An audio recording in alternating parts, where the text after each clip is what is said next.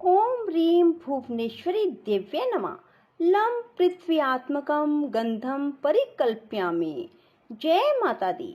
बंधुओं, आज मैं आपको सुनाने जा रही हूँ गुप्त नवरात्रे के चौथे दिन 10 महाविद्याओं में चौथे दिन की माँ भुवनेश्वरी की कथा। बंधुओं, माँ भुवनेश्वरी जिनके श्री अंगों की आभा प्रभात काल के सूर्य के समान है और मस्तक पर चंद्रमा का मुकुट है, वे तुंगकुचा और 3 नेत्रों से युक्त देवी है। उनके मुख पर मुस्कान की छटा छाई रहती है और हाथों में वरद, अंकुश, पाश और अभय मुद्रा शोभा पाते हैं। बंधुओं, भुवनेश्वरी माँ का एकाक्षी मंत्र है रीम। जो मनुष्य भी माँ भुवनेश्वरी के रीम मंत्र की माला करते हैं, उनकी माँ हर मनोकामना शीघ्र पूरी करती हैं। बंधुओं, भगवती भुवनेश्वरी की उपासना पुत्र प्राप्ति के लिए विशेष फलप्रद होती है। इनके बहुत से स्तोत्र हैं जो प्राय दुर्लभ ही हैं। देवी भागवत के अनुसार दुर्गम नामक दैत्य के अत्याचार से संतप्त होकर देवताओं और ब्राह्मणों ने हिमालय पर सर्व कारण स्वरूपा भगवती भुवनेश्वरी की ही आराधना की थी। उनकी आराधना से प्रसन्न होकर भगवती भुवनेश्वरी तत्काल प्रकट हुई। वे भुवनेश्वरी महाविद्या अपने हाथों में बाण, कमल पुष्प, शाक मूल लिए हुए थी। तब भुवनेश्वरी माँ ने अपने नेत्रों से अश्रु जल की सहस्त्रों धाराएं प्रकट की। इस जल से भूमंडल के सभी प्राणी तृप्त हो गए। समुद्रों और सरिताओं में अगाध जल भर गया और समस्त औषधियां सिंच गई। अपने हाथ में लिए शाकों और फल मूल से प्राणियों का पोषण करने के कारण भगवती भुवनेश्वरी ही शताक्षी और शाकंभरी नाम से विख्यात हुई। इन्होंने ही दुर्गम असुर को युद्ध में मारकर उनके द्वारा अपहृत वेदों को देवताओं को पुनः सौंपा था। इसके बाद इन भगवती भुवनेश्वरी का एक नाम दुर्गा प्रसिद्ध हुआ। भुवनेश्वरी के संग से ही भुवनेश्वर सदाशिव को सर्वेश होने की योग्यता प्राप्त होती है। महानिर्वाण तंत्र के अनुसार समस्त महाविद्याएं भगवती भुवनेश्वरी की सेवा में सदा संलग्न रहती हैं। 7 करोड़ महामंत्र इनकी सदा ही आराधना किया करते हैं। बृहनील तंत्र व पुराणों के अनुसार प्रकार अंतर से काली और भुवनेश्वरी दोनों में अभेद है, अर्थात कोई अंतर नहीं है। अव्यक्त प्रकृति भुवनेश्वरी ही, रक्तवर्णा काली है।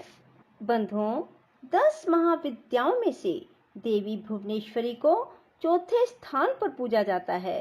अपने नाम के अनुरूप ही ये पूरे 3 लोकों की स्वामिनी है। प्रकृति से संबंधित होने के कारण देवी की तुलना मूल प्रकृति से भी की जाती है। आद्याशक्ति भुवनेश्वरी देवी भगवान शिव के समस्त लीला विलास की सहचरी हैं, यानी सखी हैं।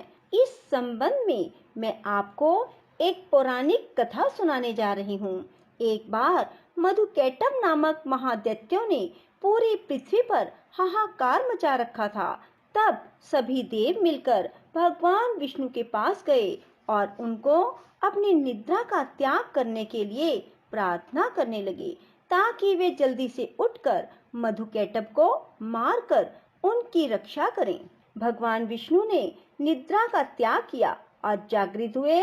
उन्होंने 5000 वर्षों तक मधुकैटभ नामक दैत्यों से युद्ध किया।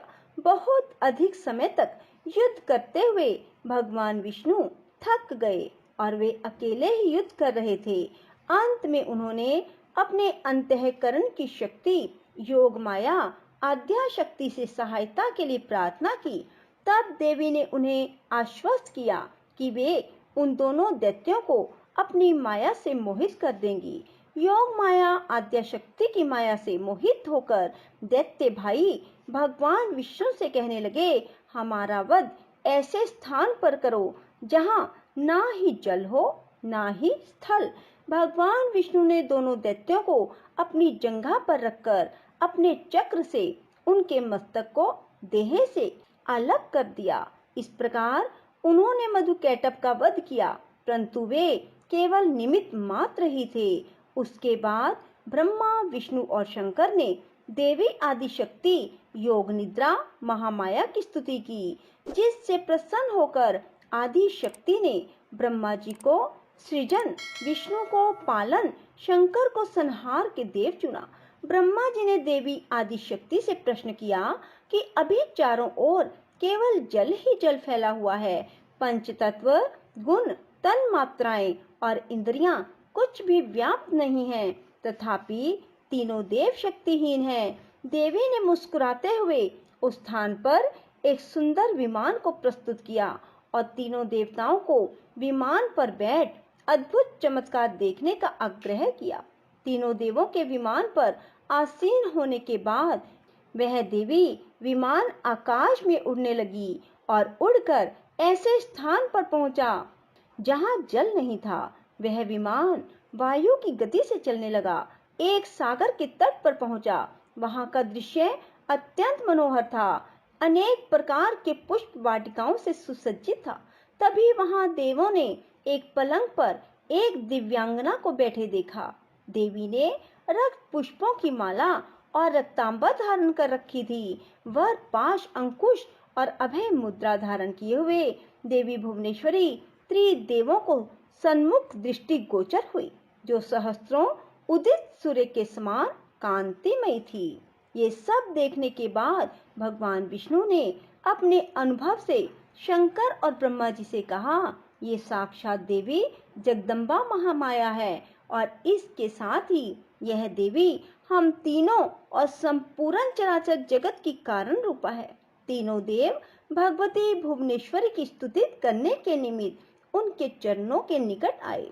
तीनों देवों ने देवी के चरण कमल के नख में संपूर्ण जगत को देखा। ये सब देखने के बाद त्रिदेव यह समझ गए कि देवी संपूर्ण ब्रह्मांड की जननी है।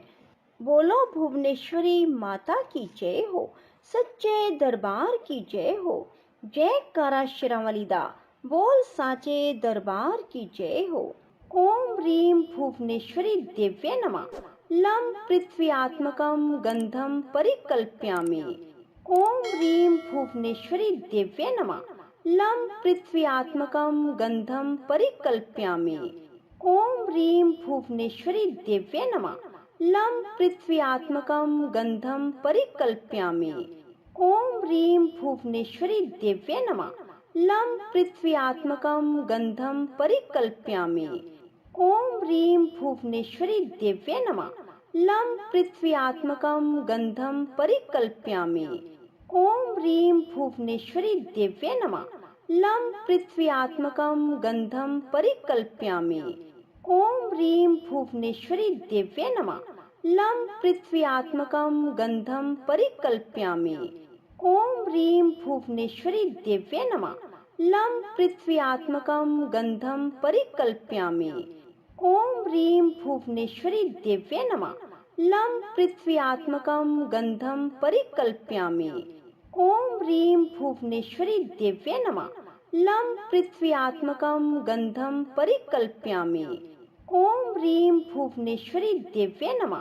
लं पृथ्व्यात्मकं गंधं परिकल्पयामि। ओम ह्रीं भुवनेश्वरी दिव्ये नमः। लं पृथ्व्यात्मकं गंधं परिकल्पयामि। ओम ह्रीं भुवनेश्वरी दिव्ये नमः। लं पृथ्व्यात्मकं गंधं परिकल्पयामि। ओम ह्रीं भुवनेश्वरी दिव्ये नमः। लं पृथ्व्यात्मकं गंधं परिकल्पयामि। ओम ह्रीं भुवनेश्वरी दिव्ये नमः। लं पृथ्व्यात्मकं गंधं परिकल्पयामि। ओम ह्रीं भुवनेश्वरी दिव्ये नमः। लं पृथ्व्यात्मकं गंधं परिकल्पयामि। ओम ह्रीं भुवनेश्वरी दिव्ये नमः। लं पृथ्व्यात्मकं गंधं परिकल्पयामि। ओम ह्रीं भुवनेश्वरी दिव्ये नमः। लं पृथ्व्यात्मकं गंधं परिकल्पयामि। ओम ह्रीं भुवनेश्वरी दिव्ये नमः। लं पृथ्व्यात्मकं गन्धं परिकल्पयामि। ॐ ह्रीं भुवनेश्वरी देव्ये नमः। लं पृथ्व्यात्मकं गन्धं परिकल्पयामि। ॐ ह्रीं भुवनेश्वरी देव्ये नमः। लं पृथ्व्यात्मकं गन्धं परिकल्पयामि। ॐ ह्रीं भुवनेश्वरी देव्ये नमः। लं पृथ्व्यात्मकं गन्धं परिकल्पयामि। ॐ ह्रीं भुवनेश्वरी देव्ये नमः। लं पृथ्व्यात्मकं गन्धं परिकल्पयामि। ॐ ह्रीं भुवनेश्वरी देव्ये नमः। लं पृथ्व्यात्मकं गन्धं परिकल्पयामि। ॐ ह्रीं भुवनेश्वरी देव्ये नमः। लं पृथ्व्यात्मकं गन्धं परिकल्पयामि। ॐ ह्रीं भुवनेश्वरी देव्ये नमः। लं पृथ्व्यात्मकं गन्धं परिकल्पयामि। ॐ ह्रीं भुवनेश्वरी देव्ये नमः। लं पृथ्व्यात्मकं गन्धं परिकल्पयामि। ॐ ह्रीं भुवनेश्वरी देव्ये नमः। लं पृथ्व्यात्मकं गन्धं परिकल्पयामि। ॐ ह्रीं भुवनेश्वरी देव्ये नमः। लं पृथ्व्यात्मकं गन्धं परिकल्पयामि। ॐ ह्रीं भुवनेश्वरी देव्ये नमः। लं पृथ्व्यात्मकं गन्धं परिकल्पयामि। ॐ ह्रीं भुवनेश्वरी देव्ये नमः। लं पृथ्व्यात्मकं गन्धं परिकल्पयामि। ॐ ह्रीं भुवनेश्वरी देव्ये नमः। लं पृथ्व्यात्मकं गन्धं परिकल्पयामि। ॐ ह्रीं भुवनेश्वरी देव्ये नमः। लं पृथ्व्यात्मकं गन्धं परिकल्पयामि। ॐ ह्रीं भुवनेश्वरी देव्ये नमः। लं पृथ्व्यात्मकं गन्धं परिकल्पयामि। ॐ ह्रीं भुवनेश्वरी देव्ये नमः। लं पृथ्व्यात्मकं गन्धं परिकल्पयामि। ॐ ह्रीं भुवनेश्वरी देव्ये नमः। लं पृथ्व्यात्मकं गन्धं परिकल्पयामि। ॐ ह्रीं भुवनेश्वरी देव्ये नमः। लं पृथ्व्यात्मकं गन्धं परिकल्पयामि। ॐ ह्रीं भुवनेश्वरी देव्ये नमः। लं पृथ्व्यात्मकं गन्धं परिकल्पयामि। ॐ ह्रीं भुवनेश्वरी देव्ये नमः। लं पृथ्व्यात्मकं गन्धं परिकल्पयामि। ॐ ह्रीं भुवनेश्वरी देव्ये नमः। लं पृथ्व्यात्मकं गन्धं परिकल्पयामि। ॐ ह्रीं भुवनेश्वरी देव्ये नमः। लं पृथ्व्यात्मकं गन्धं परिकल्पयामि।